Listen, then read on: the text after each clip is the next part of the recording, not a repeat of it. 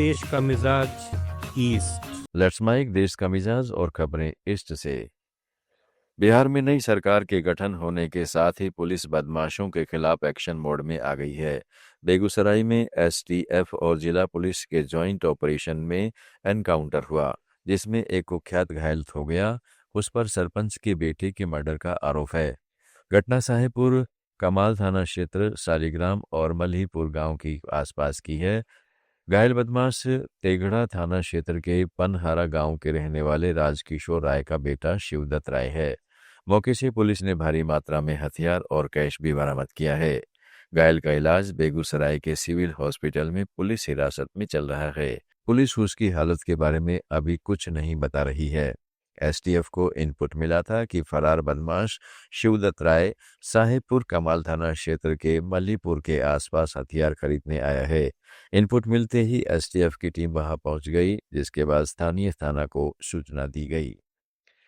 AIMIM प्रमुख असदुद्दीन ओवैसी ने बिहार के अमोर में जनसभा को संबोधित करते हुए सीमांचल में पार्टी का स्थायी ऑफिस खोलने का ऐलान किया है।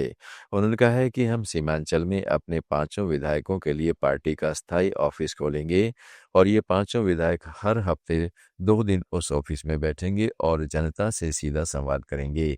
यह काम हम 6 महीने के अंदर शुरू करेंगे। मैं खुद भी हर 6 महीने में एक बार सीमांचल आऊंगा।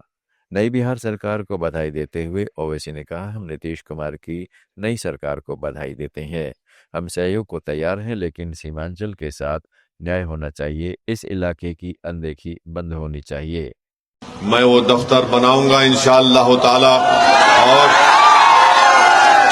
6 महीने के अंदर हमारी कोशिश होगी कि उसके काम को शुरू किया जाए।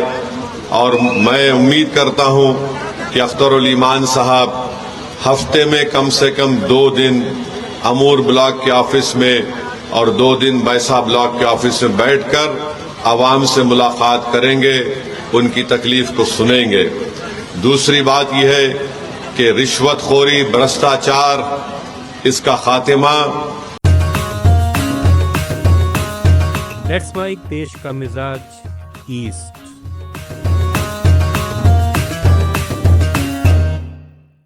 पश्चिम बंगाल के नदिया में बीएलओ के रूप में काम कर रही 52 साल की पार्ट टाइम टीचर रिंकू तारफदार की आत्महत्या पर तृणमूल कांग्रेस की सांसद महुआ मोइत्रा ने चुनाव आयोग पर निशाना साधा है।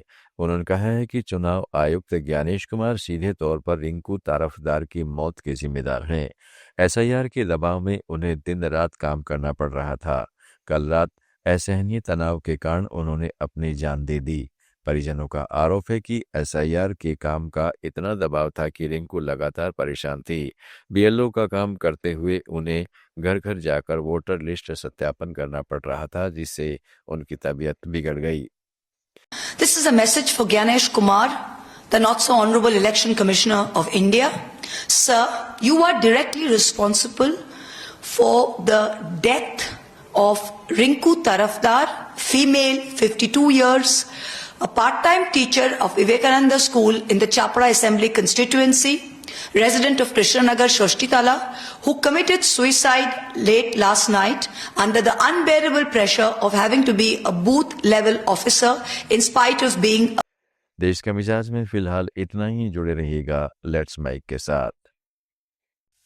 आप सुन रहे थे let's mike more than radio. Follow कीजिए हमें हमारे सोशल मीडिया प्लेटफॉर्म्स पर। It's time for news. It's time for More Than Radio. Presenting the first radio news app, Let's Mic. Let's Mic, a news-based app on your phone where you get to watch and listen news, talk shows, interviews, radio show podcasts. On Let's Mic, you get all relevant information of TV, print, radio, podcast, and digital. Let's Mic talks about every segment of life.